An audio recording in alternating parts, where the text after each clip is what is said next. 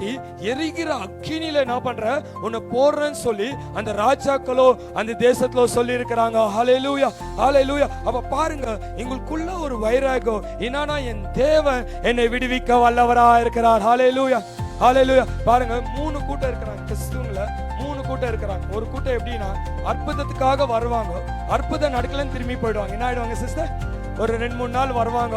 ஓ 7 நாள் தான் ஜெபத்துக்கு வருது, சரி ஜெபத்துக்கு வந்து அற்புதம் நடக்கலன்னு என்ன பண்ணிடுவாங்க, போயிடுவாங்க. இங்க பாருங்க, ஒருத்தர் கூட கால் நடக்க முடியாம வந்தாங்க. அவங்களுக்கு நான் சொன்னேன், வாங்க சிஸ்டர், ஒரு வாரத்துல இந்த அற்புதம் நடக்காது, ஒரு அட்லீஸ்ட் நீங்க என்ன பண்ணுங்க, ஒரு வாரம் வாங்க, கர்த்தர் அற்புதம் செய்வாருன்னு நான் சொன்னேன். ஆனா அவங்க வந்து 2 நாள் தான். எவ்வளவு நாள் வந்தாங்க? 2 நாள் வந்துட்டு திரும்பி போயிட்டாங்க, அற்புதம் நடக்கலன்னு. அப்படின்னா பாருங்க, சில பேர் என்ன பண்றாங்கன்னா, பெரிய அற்புதத்துக்கு வருவாங்க, வரலன்னு சொல்லிட்டு சோர்ந்து போயிடுவாங்க. ஹல்லேலூயா. அடுத்த கூட்டம் எப்படின்னா, அற்புதம் வாங்கி ஆண்டவர் விட்டு போயிடுவாங்க. என்ன பண்ணிடுவாங்க?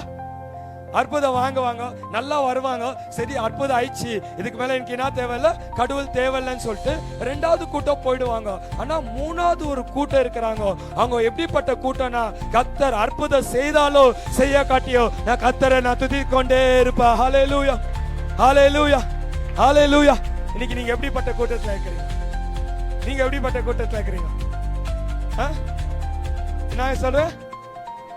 3வது உண்மையா?